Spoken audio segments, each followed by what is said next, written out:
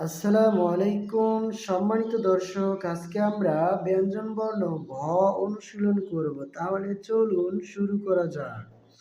প্রথমে আমরা পূর্ণ একটি মাত্রা দিয়ে নিব, তারপরে মাত্রার এখান থেকে আমরা এইভাবে এনে এই মাথাটা আমরা এই মাথা পর্যন্ত নিয়ে যাব মাত্রার, তারপরে ছেড়ে দিব। সুন্দর ভ হয়ে গেল।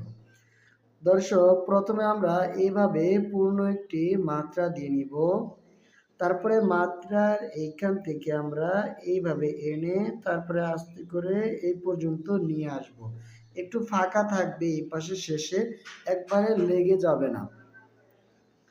সোজা একটি মাত্রা দিয়ে নিব, তারপরে মাত্রার এখান থেকে আমরা এইভাবে এনে এই পর্যন্ত এনে ছেড়ে দেব। সুন্দর ভ হয়ে গেল। দর্শক, প্রতিটি বর্ণই আমাদের জন্য সহজ যদি আমরা সেটা ভালোভাবে অনুশীলন করতে পারি।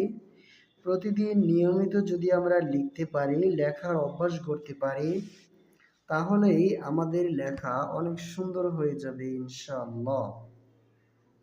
প্রথমে পূর্ণ মাত্রা দিয়ে নিব, যেহেতু এটি পূর্ণ মাত্রা একটি বর্ণ।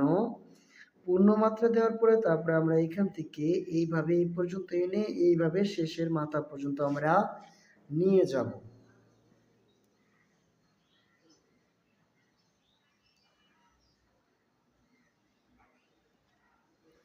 দর্শক, আজকে আমাদের এই ভ বর্ণ পর্যন্তই প্র্যাকটিস ছিল। দেখা হবে অন্য কোনো ভিডিওতে, সেই পর্যন্ত ভালো থাকবেন। আল্লাহ হাফেজ।